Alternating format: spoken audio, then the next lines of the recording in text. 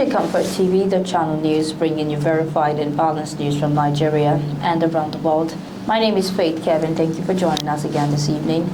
In the headlines, former Vice President Atiku accuses President Tinubu of turning Nigeria into a police state, while denies restricting subjects for 2026 WASP candidates. Former INEC chairman says Nigeria's democracy could collapse without electoral integrity. Can Youth Wing denies political motive behind First Lady's CNG bus gift. Abia records increased public school enrollment. On the foreign scene, President Trump approved first batch of missiles for Japan's F-35 jets. UN, France slammed Israel after attack on UN peacekeepers in Lebanon. On sports, New York creates fan village for World Cup 2026. Fabian Horsler delivers latest Brighton team's news ahead of Arsenal's Carabao Club clash. Now the news. Former Vice President Atiku Abubakar has accused President Bola Tinubu of steering Nigeria towards what he described as a police state, where citizens, journalists, and activists face intimidation for expressing dissenting views. In an opinion article released titled "A Nation Gripped in the Throes of Fear," Alhaji Atiku alleged that the federal government has increasingly relied on coercion and misuse of state institutions to silence oppositions and critics. He argued that the 2027 general election would mark a critical juncture, a defining moment between the President Tinubu hegemony and the will of the people. The former vice president criticized the application of Cybercrime Act, which he described as a modern instrument of tyranny reminiscent of colonial sedition laws. He maintained that no government, no matter how powerful, is greater than the people. Alhaji Atiku also accused the administration of disregarding court rulings and turning oversight bodies into instruments of praise rather than accountability. His comments come amid growing backlash against the government's response to public criticism and protest. Recent arrest of journalists, activists, and social media commentators over alleged cyber-stalking offenses have drawn condemnation from both local and international human rights groups, including Amnesty International and Media Rights Agenda. Referring to the detention of demonstrators during the #EndBadGovernance protest, Alhaji Atiku described the government's action as an aberration and an affront to freedom. He urged Nigerian and the civil society organizations to resist the creeping culture of repression and reclaim their democratic rights. A longtime critic of the Tinubu administration since the 2023 general elections, Alhaji Atiku reaffirmed his belief that Nigerians would ultimately assert their collective will, describing the 2027 polls as an opportunity to reclaim the country's democratic integrity. The West African Examinations Council, WAEC, has dismissed reports alleging that it issued a directive restricting senior secondary students to specific subjects for the forthcoming 2026 West African Senior School Certificate Examination for school candidates. In a statement issued on Tuesday by the acting head of public affairs, Moyoshola Adishino, and signed on behalf of the head of the national office, WAEC described the reports as unfounded assumptions and urged schools and the general public to disregard them. Amid recent social media reports suggesting that schools had been directed to limit student subject combinations for the 2026 examination, WAEC reiterated that such claims were false and not issued by the council. The examination body clarified that it does not issue directives concerning the development or modification of senior secondary curricula, as that responsibility lies solely with the federal government through relevant education authorities. It emphasized that WAEC's role was limited to implementing government-approved curricula through its examination and that it operates strictly within the legal and operational framework set by the Nigerian government. The council further assured stakeholders that any change to the curriculum will follow due process and not be introduced arbitrarily. WAEC, established in 1952, conducts examinations across 5 West African countries: Nigeria, Ghana, Sierra Leone, the Gambia, and Liberia, and has maintained a reputation for fairness and credibility in student assessment. The Council reaffirmed its commitment to professionalism, excellence, and equitable assessment of all candidates, assuring that no student will be disadvantaged in the forthcoming examination. Former chairman of the Independent National Electoral Commission, INEC, Professor Atahiru Jiga, has warned that Nigeria's democracy risks collapse unless urgent measures were taken to restore integrity and public trust in the electoral process. Professor Jega stated this in a keynote address titled Electoral Integrity as a Panacea for Democratic Development in Nigeria. At the night convocation ceremony of National Institute for Legislative and Democratic Studies in affiliation with the University of Benin. The former INEC chair said democracy could not thrive where elections were manipulated, institutions were compromised, and citizens lost faith in the process that determined their leaders. Quoting former United Nations Secretary General Kofi Annan, he said that power and the competition for it must be regulated, noting that it's not enough for governments to create institutions.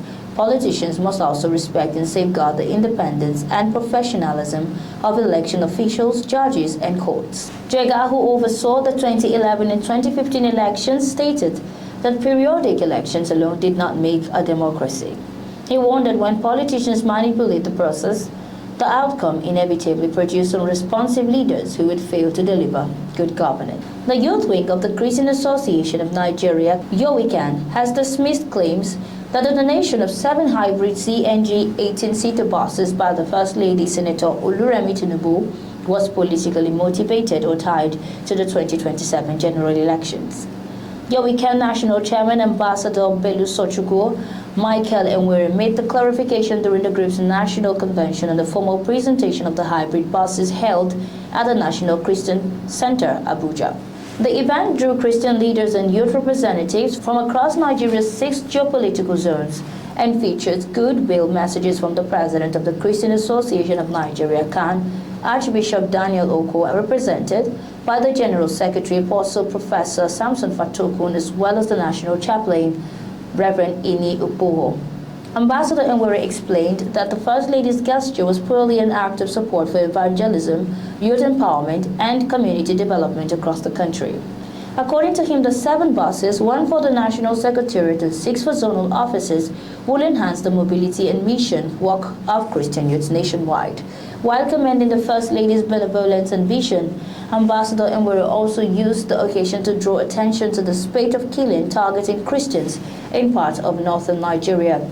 He urged government authorities to take urgent action to protect lives and ensure justice for victims. He further encouraged Christian youths to hold fast to their faith and shun retaliation, stressing the importance of love and forgiveness as taught by Jesus Christ. The Abia State government says the free education program introduced by the administration of Governor Alex Oti for pupils in public primary and junior secondary school is already yielding positive results. The Commissioner for Information and Culture, Mr. Oke Kanu, disclosed that during a press briefing on the outcome of the State Executive Council meeting in Umuahia, Mr. Kanu said the development was discovered after a recent data collection conducted by the Abia State Universal Basic Education Board said figures obtained from schools and local government education authorities showed that enrollment in public schools across the state rose by more than 100% between July and October.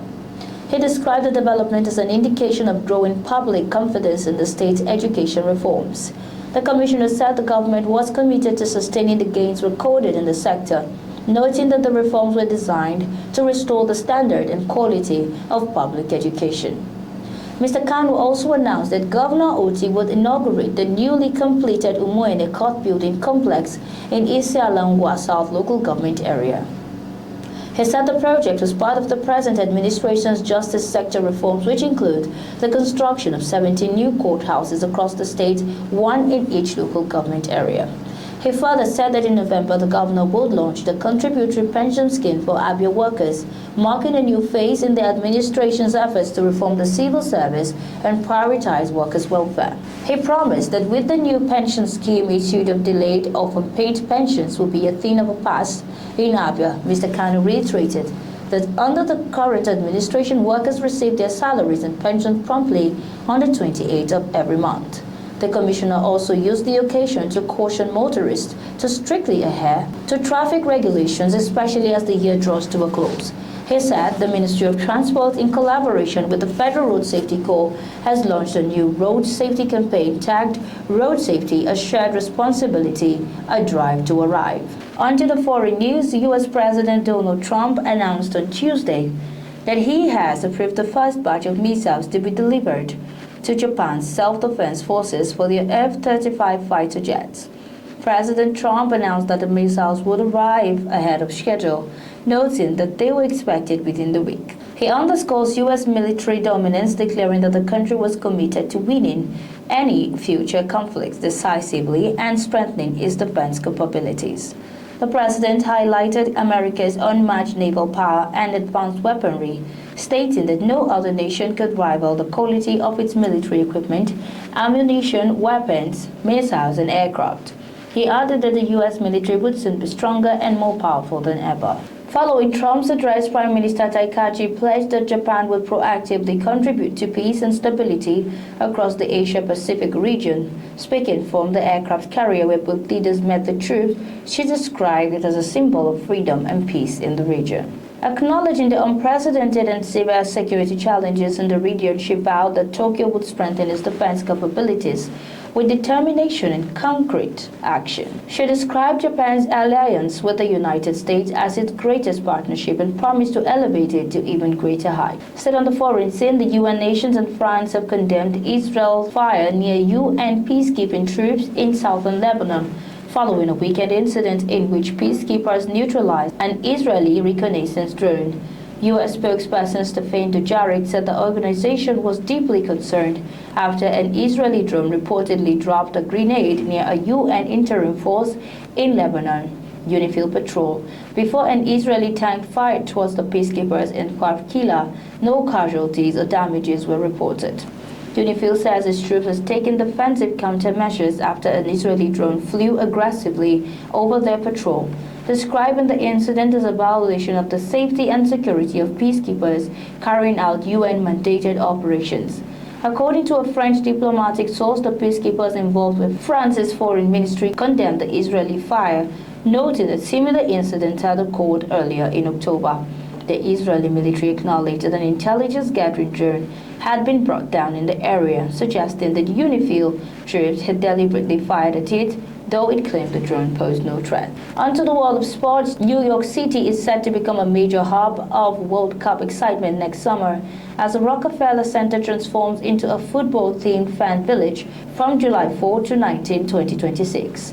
The New York, New Jersey host committee Telemundo and Rockefeller Center have partnered to create the World Cup 26 and Telemundo Fan Village, offering fans an immersive celebration of the tournament in one of the city's most iconic locations. Organizers said the initiative will bring the spirit of the FIFA World Cup to fans across the region, creating spaces where supporters can gather, celebrate, and experience the tournament together, whether or not they have tickets to matches. Telemundo, which will broadcast all 104 matches in Spanish across its platforms, said the fan village will serve as a global meeting point, uniting fans through their shared passion for football. Produced by Rockefeller Center, the fan village will act as Manhattan's main celebration hub, complementing matches hosted at the New York, New Jersey Stadium and the FIFA Fan Festival planned for Liberty State Park in Jersey City. Additional fan zones across the region will be announced in the coming months. New York officials described the World Cup as an unparalleled opportunity to showcase the city's diversity, energy, and global appeal while driving tourism and economic growth throughout the state. Brighton boss Fabian Hosilla has confirmed Kaoru Mitoma is set to miss out against Arsenal. A foot problem sustained in the 3-1 win over Chelsea last month has seen the winger sit out the Seagulls' last 3 Premier games, including a 4-2 loss to Manchester United at the weekend. Mitoma also missed both of Japan's international earlier in the month, but Hosilla revealed before the trip to Old Trafford that the issue was really small and nothing serious. Brighton travelled to the Emirates Stadium tonight in the 4th round of the Carabao Cup, seeking to knock Arsenal out of the competition for the second time 4 seasons. Hopes of repeating the 3-1 win from the 2022-2023 season have been hit after Hosilla revealed that he does not expect to have Mitoma available. Both Premier League meeting between Arsenal and Brighton last season finished 1-1, though there was a decision in the fixture at the Emirates that left Gunners manager Mikel Arteta amazed. Declan Rice was shown a second yellow card early in the second half after referee Chris Kavanagh judged that he had stopped Joel Beltman from taking a quick free kick. Dortmund, who a week later admitted the red card was harsh, has also not featured for Brighton since the win over Chelsea because of a calf problem. And that's our news bulletin this evening. But before we go, here is a recap of our top stories. Former Vice President Atiku accuses President Tinubu of turning Nigeria into a police state. WAEC denies restricting subjects for 2026 WASC candidate. Former INEC chairman says Nigeria's democracy could collapse without electoral integrity. Can Youth Wing denies political motive behind First Lady's CNG bus gift. Abia records increased public school enrollment. On foreign, President Trump approves first batch of missiles for Japan's F-35 jets. On sports, New York creates fan village for World Cup 2026. Thanks for watching. For breaking news, exclusive interviews and more, follow us online at ComfortTV.channel on all platforms. Remember to like and share our videos, subscribe to our channel and click on the notification bell so you don't miss out on future updates. My name is Faith Kevin. Until next time, stay informed, stay connected.